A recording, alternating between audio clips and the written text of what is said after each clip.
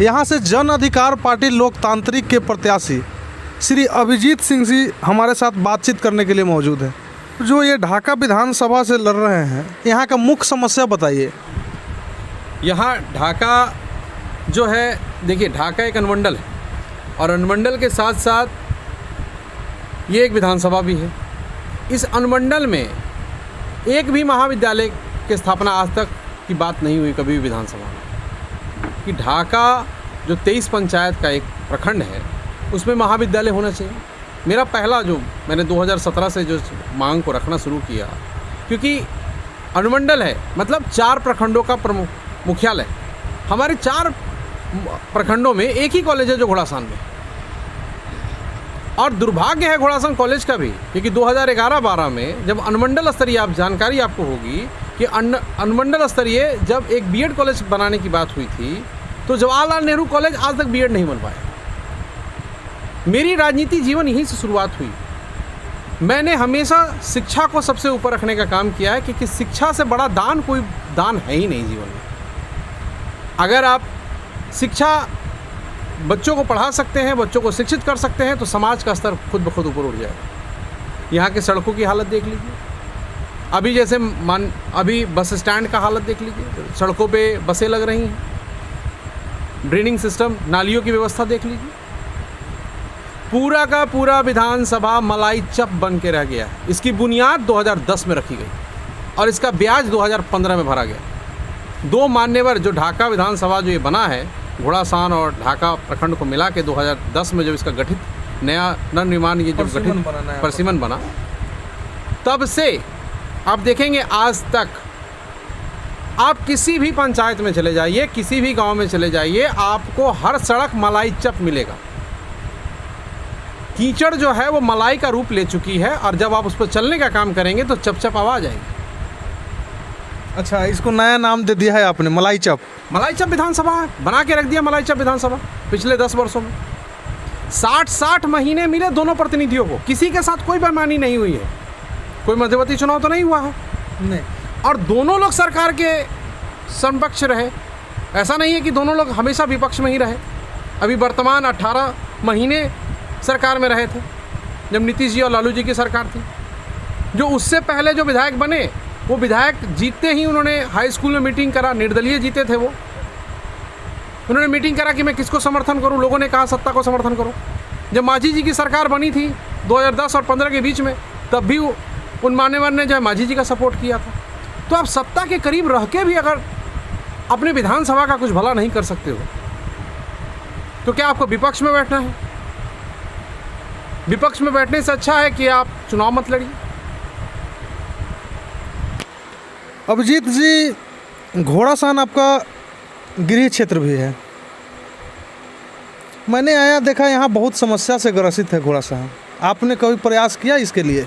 बिल्कुल किया, बिल्कुल किया, और इस प्रयास का नतीजा है कि आज आप देखेंगे कि घोड़ासान में 265 रुपये का यूरिया हर किसान को पिछले 3 सालों से मिल रहा है। अच्छा, इफ़को केंद्र खुला है यहाँ पे। मेरे पिता बिस्कोमान के डायरेक्टर भी हैं बिहार झारखंड के। अच्छा, आज कहीं भी 265 का यूरिया पूरे पूर्वी चंपारण में नहीं मिलता है, लेकिन आज घोड़ासान में मिल रहा है। हमें एक मौका मिला तो हमने उसको लोगों की सेवा में रखा। सड़कों की बात अगर करें तो सड़क मेरे हाथ में था नहीं। जिनके कलमों में इंक भरने का काम किया जनता ने, वो तो अपने विकास में लगे हुए थे। जो 2 या 3 लोग जो चुनाव लड़ रहे हैं, आप उनसे पूछिए ना कि ढाका विधानसभा का क्या एजेंडा है। वो कहेंगे हमारी पार्टी का एजेंडा है। मैं कहता हूँ मेरा अपना ढाका का एजेंडा है, मेरी भी पार्टी का एजेंडा है। मेरे भी माननीय अध्यक्ष पप्पू जी ने जो प्रतिज्ञा पत्र दिया है 30 साल बनाम 3 साल, मैंने भी एक नारा दिया है 10 साल बनाम 3 साल। लेकिन आप जो बाकी लोग चुनाव लड़ रहे हैं, जैसे आपने कहा कि आप विभिन्न क्षेत्रों में गए, हमारे क्षेत्रों में भी जाइए और जो हमारे साथ जो उम्मीदवार जो चुनाव लड़ रहे हैं उनसे भी पूछिए। उनके पास कोई एजेंडा नहीं है ढाका 37 पंचायतों के बारे में, कोई एजेंडा नहीं है उनके पास। आपने जन अधिकार पार्टी को ही क्यों चुना? आपकी राजनीतिक पकड़ तो बहुत बड़ी मानी जाती है। ऐसा है कि 15 साल आदरणीय लालू जी का रहा, 15 साल आदरणीय सोशल इंजीनियर नीतीश कुमार जी का रहा। आज वो समूचा बिहार एक नए विकल्प के तौर पर पप्पू यादव को देखता है। चाहे वो पटना का बाढ़ हो, चाहे वो कोरोना हो, चाहे वो समूचे बिहार का बाढ़ हो, हर जगह पप्पू यादव। चाहे वो गुजरात से, दिल्ली से, बॉम्बे से, कोटा से बच्चों को लाने की बात हो, सब उन्होंने हमेशा लोगों का साथ दिया है और वो बिहार में एक सचमुच उचित विकल्प के तौर पर है। हमने 15 साल नीतीश जी को देख लिया, 15 साल हमने मान्यवर लालू जी को देख लिया, इस बार हम पप्पू यादव को देखेंगे कि उनका भी तो 3 ही साल का एजेंडा है। 3 साल में उन्होंने स्टाम्प पेपर पे दिया है कि अगर 3 साल में मैं ये काम नहीं कर पाऊंगा तो मैं इस्तीफा दे दूंगा। आपने 15-15 साल दिए हैं दो लोगों को, दोनों घटक दलों को, महागठबंधन को और एनडीए को। एक बार हमारे नेता को भी 3 साल दीजिए और मुझे भी ढाका से 3 साल दीजिए। 3 साल में हम काम नहीं कर पाएंगे, स्टाम्प पेपर पे होगा, कोर्ट हमसे खुद ही रिजाइन ले लेगा। विपक्षी तो आपको वोट कटवा बता रहे हैं। देखिए, ये उनका भय है। ये जो शब्द आपने इस्तेमाल किया ना, ये जो संज्ञा उन्होंने मुझे दिया है, ये उनका भय बोल रहा है। वो भयभीत हो गए क्योंकि उनके पास अपना कुछ एजेंडा नहीं है। वो जाति और पार्टी के बैसाखी पर आज तक विधानसभा जाने का काम किए हैं। उनसे पूछिए कि आपने सदन में आपकी कितनी हाजिरी है 60 महीनों में? 60 महीने में जो सदन चला, आपने कितने सवाल उठाए ढाका विधानसभा के लिए? वीडियो जारी करें। तो क्यों नहीं जारी कर रहे हैं वीडियो? जब 2011-12 में बीएड कॉलेज की बात हो रही थी संसद में, आपने क्या किया? अगर आपने अगर सदन में आपकी बात नहीं सुनी जा रही थी, आज अगर आपकी पार्टी का आह्वान होता है कि गांधी मैदान में भर दो गांधी मैदान को, तो आप बसें भर के यहाँ से लोगों को ले जाते हो। जब सदन में आपकी बात नहीं सुनी जा रही थी तो आप क्यों नहीं आए इस ढाका घोड़ासान के लोगों को ले जाने की? चलो हो, हमारी बात ना सुनी था, वहाँ धरना देवे के बाद हमने के। आपने कभी कहा? आप तो क्षेत्र में आते ही नहीं है, तो आप बात क्या करेंगे?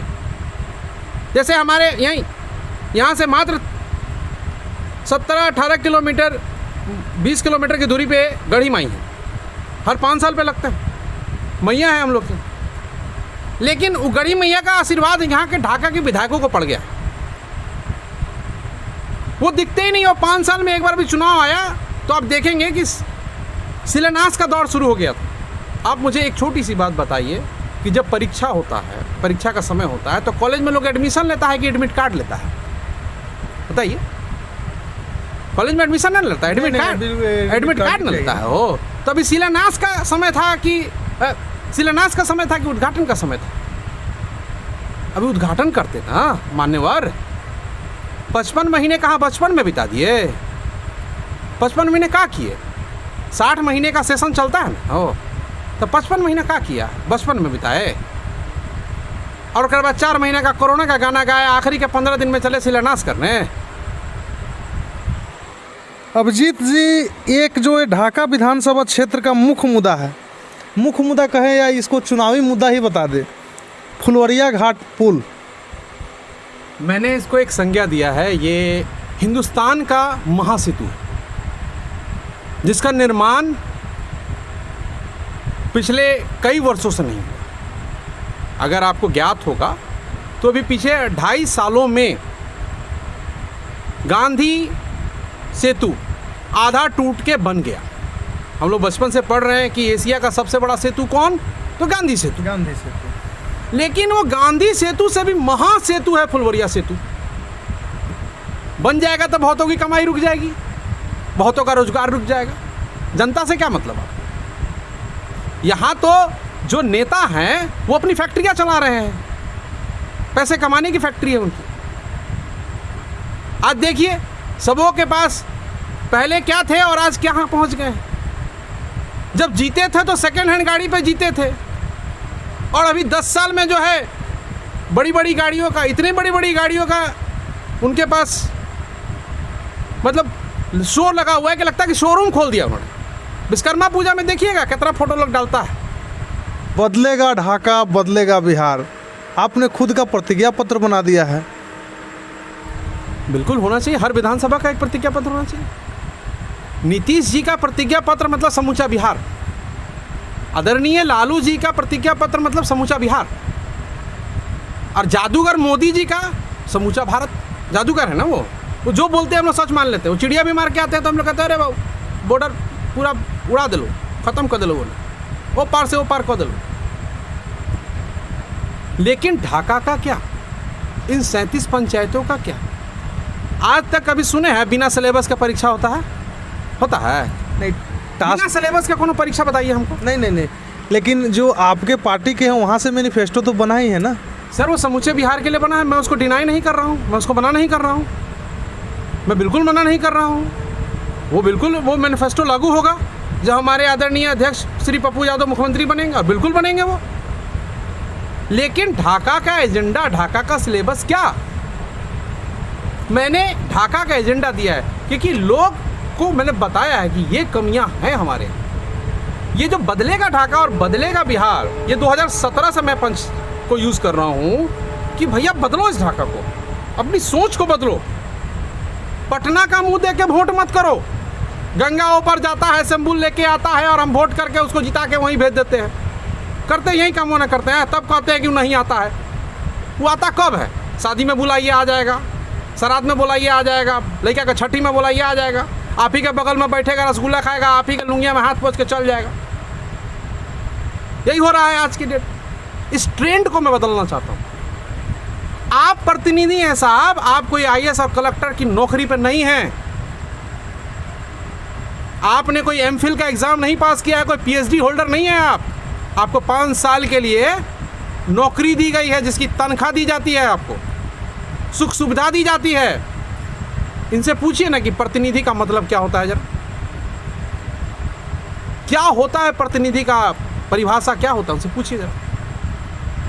अच्छा, आपके प्रतिज्ञा पत्र में घोड़ा सहन को नगर पंचायत का दर्जा दिलाना, ये है कि नहीं?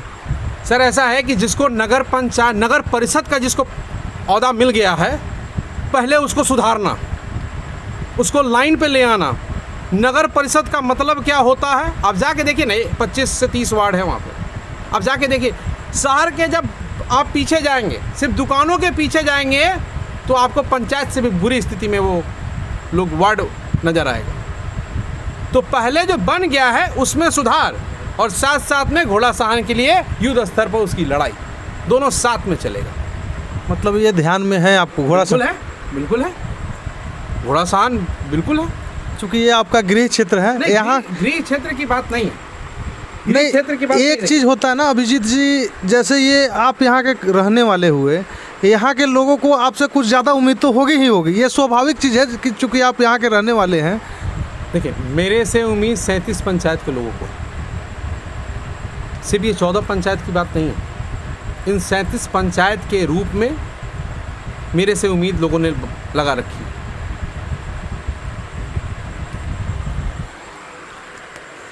आपको एक नया नाम दिया है यहाँ के लोगों ने, आधार मैन। क्या है ये, इसके बारे में कुछ बताइए। आधार मैन आप कह सकते हो, लेकिन गांव में लोग जो खासकर जो हमारी दादी हैं, चाचियां हैं, भाभी भी बहुत सारी लगती हैं, वो लोग आधार मैन नहीं, वो लोग कहते हैं आधार वाला आ गेल।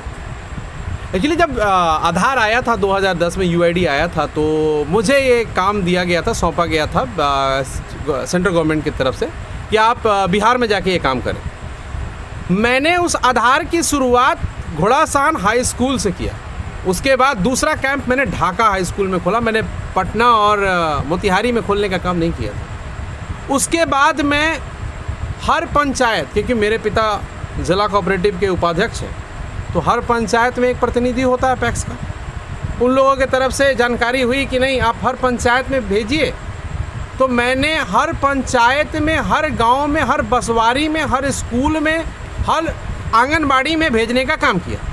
और उस समय आधार फ्री में बना था। आज आप वही आधार बनवाने जाइए, आपको कितने पैसे देने पड़ते हैं। और देखिए, इस लाइसेंस को भी 2014 में साजिश के तहत ख़त्म करा दिया गया, क्योंकि फ्री में बन रहा था।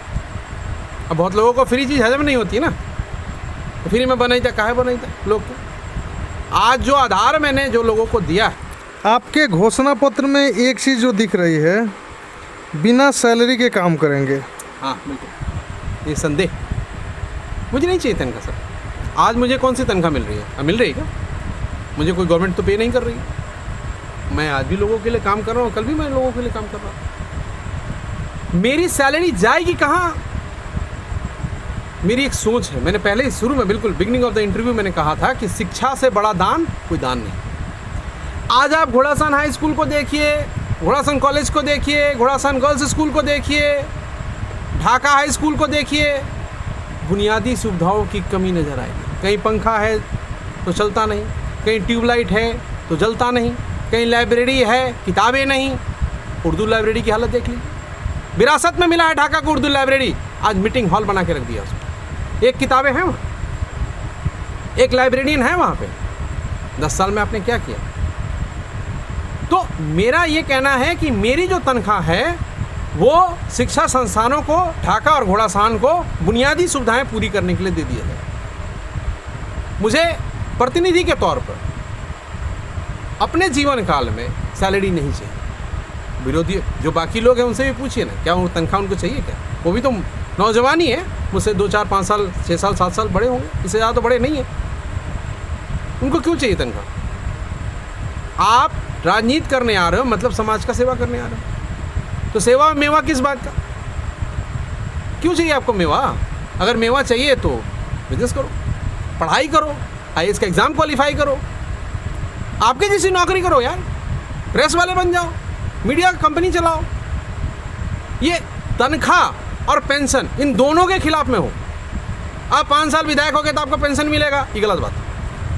मतलब आप ये चाहते हैं कि किसी भी प्रतिनिधि को तनख्वाह नहीं मिलना चाहिए, बिल्कुल नहीं मिलना चाहिए, बिल्कुल नहीं मिलना चाहिए। पार्टी से चर्चा किया इस पे? बिल्कुल किया, मेरी पार्टी बिल्कुल एग्री है कि बिल्कुल सही बात आप बोल रहे हो। तनख्वाह, अच्छा ये बताइए तनख्वाह किस बात की? आप करते क्या हो ये बताओ। आप क्या करते हो? अपनी गाड़ियों के आगे एक बोर्ड लगाते हो, विधानसभा में जाते हो तो मोबाइल में देखते हो, सवाल आप पूछ नहीं पाते हो, मुद्दे आपके पास हैं नहीं, नीति आपके पास है नहीं, आपको तनख्वाह किस बात की?